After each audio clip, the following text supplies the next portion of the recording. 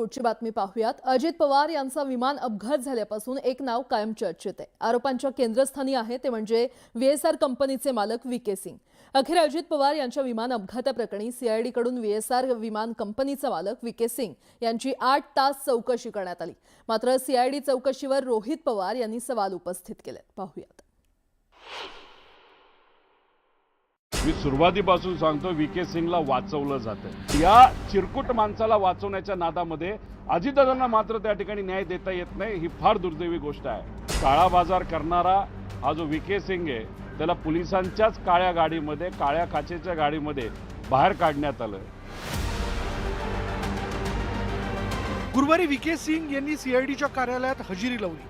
अजित पवारांच्या विमान अपघात प्रकरणी सीआयडी कडून चौकशी सुरू असून त्या अंतर्गत व्हीएसआर कंपनीचे मालक व्हीके सिंग यांचीही सीआयडी कडून चौकशी करण्यात आली। या चौकशीवर रोहित पवारांनी प्रश्न उपस्थित केले।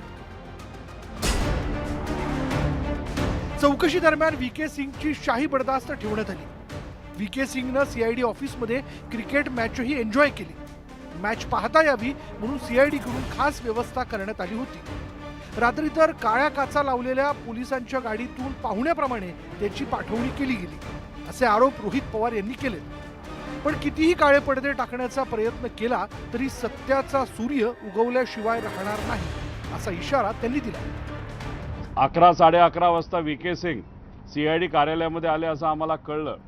पार नाश्त्यापासून जेवणापर्यंत आणि कदाचित आम्हाला असंही कळलं की संध्याकाळी अर्धा एक तास त्यांना टीव्हीवर क्रिकेटची मॅच सुद्धा तिथं दाखवली। त्याच्याचबरोबर येतानाचं फुटेज आपल्याकडे आहे, पण जाताना ते कुठल्या गाडीत गेले हे लोकांना कळलं नाही। काळा बाजार करणारा हा जो व्हीके सिंग आहे त्याला पोलिसांच्याच काळ्या गाडीमध्ये, काळ्या काचेच्या गाडीमध्ये बाहेर काढण्यात आलं। अजित पवारांच्या विमान अपघात प्रकरणी व्हीके सिंग यांच्या व्हीएसआर कंपनीवर गुन्हा दाखल करण्याची मागणी रोहित पवारांनी लावून धरली आहे। तसंच या अपघातामागे घातपात असल्याचा संशयही त्यांनी यापूर्वीच व्यक्त केला। आता व्हीके सिंग यांच्या चौकशीवरूनही त्यांनी सीआयडीवर संशय व्यक्त केला। क्रिमिनल इन्व्हेस्टिगेशन करत असताना वेगळे अँगल त्याच्यामध्ये घेणं महत्त्वाचं आहे, पण दुर्दैव असं क्रिमिनल इन्व्हेस्टिगेशन अजूनपर्यंत सुरू झाली नाही। पण तुम्ही आणि आपण सर्वजण जो लढा लढतोय त्याचे जे प्रेशर येते म्हणून व्हीके सिंगला कुठेतरी बोलावलं जातं, पण दुर्दैव असं व्हीके सिंगला बोलून व्हीआयपी ट्रीटमेंट दिली जाते। पोलीस स्टेशनला प्रायव्हेट सिक्युरिटीचे लोक बंदूक घेऊन त्या ठिकाणी आत जातात। याच्यामध्ये म्हणजे सीआयडीची पण किंमत राहिली का असा प्रश्न पडायला लागला। एकीकडे सीआयडीच्या चौकशीवर रोहित पवारांनी शंका व्यक्त केली तर दुसरीकडे सत्ताधाऱ्यांकडून तपास योग्य दिशेनं सुरू असल्याचा दावा केला जातोय। मला असं वाटतं की अगदी राज्य सरकार म्हणून सुद्धा सीआयडी असेल, केंद्र सरकार म्हणून सुद्धा आमची एआयबी, डीजीसीए सगळ्या यंत्रणा आपापल्या पद्धतीने मला असं वाटतं काम करतायत। प्राथमिक अहवाल आपल्या समोर आलाय, पण मला असं वाटतं त्याच्यामध्ये शेवटी अंतिम अहवाल आल्यानंतरच काय बोलणं योग्य होईल। आणि सीआयडी चौकशीमधून काय निष्पन्न होते? आता आम्ही अलीकडे राज्यामध्ये जवळपास 150 तरी सीआयडी चौकशी नेमल्या गेल्या असतील, घोषित केल्या गेल्या। काय आउटपुट येतं, इनपुट काय?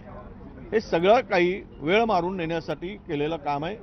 आणि त्याला जर व्हीआयपी ट्रीटमेंट मिळत असेल, सरकारी गाडीतून नेत असतील त्याच्या मालकाला, तर मला वाटतं या सगळ्या चौकशीचा केवळ फारसच आहे, तो दिखावा आहे। त्यातून सत्य बाहेर येण्याची अपेक्षा कमी आहे। अजित पवारांच्या घातपाताचा निष्पक्ष आणि सखोल अभ्यास व्हावा, लवकरात लवकर एफआयआर दाखल करावा या मागणीसाठी रोहित पवारांनी गाठी भेटींचं सत्र सुरू केलं। नुकतंच त्यांनी उपमुख्यमंत्री सुनेत्रा पवार आणि एकनाथ शिंदे यांची भेट घेतली। व्हीएसआर कंपनीच्या निर्ढावलेपणामुळे मुख्यमंत्री असताना एकनाथ शिंदेंचा जीव धोक्यात आला होता असा दावाही रोहित पवारांनी केला। एकनाथजी शिंदे साहेबांना डावोसला घेऊन जाणारं होतं ते सुद्धा व्हीएसआरचंच होतं आणि त्यांनी बहारेनवरनं विमान उडवल्यानंतर, तिथून उडल्यानंतर पेट्रोल भरून ते जेव्हा डावोसला चाललं होतं, नाहीतर तिथं त्या दुसऱ्या देशामध्ये जात होतं, तेव्हा तिथं इराणमध्ये आणि इराकमध्ये परवानगी नसताना सुद्धा विमान हे मुद्दामून व्हीएसआरला नेलं गेलं। त्यात जर अजून 5 मिनिटं उशीर झाला असतं तर त्यांचं विमान हे इराणकडनं पाडण्यात आलं असतं 2023ला। मग एवढं काम चुकारपणा हा मुद्दामून केला गेला तर त्याच्या मागे सुद्धा काही ना काहीतरी कॉन्स्पिरसी आहे असा प्रश्न निर्माण होतो। अजित पवारांच्या विमान अपघाताच्या कारणाचा अद्यापही उलगडा झाला नाही, पण या अपघाताविषयी रोहित पवारांनी अनेक गंभीर मुद्दे उपस्थित केले। आता व्ही.के. सिंग यांच्या CID चौकशीवरून नव्या वादाला तोंड फुटलंय. Bureau report, news 18 Marathi.